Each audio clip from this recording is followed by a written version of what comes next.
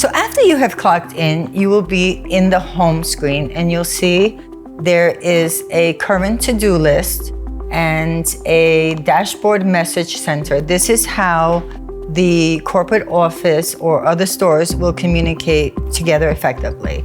You would want to highlight the message you want to look at. You're going to hit view, and in this box is going to be the message that you're going to read and you're going to respond to.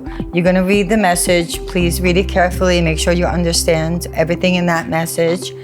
And then when you do finally have an answer, please type in the reply box, the reply message to communicate effectively with the other stores or the corporate office or the vendor, whoever you're going to communicate with. Once you have replied to your message, you would hit send reply. Also, in this home screen, you're going to notice a few tabs. You're going to see that you have the current to-dos. There might be other messages that might be very relevant to something happening in your business.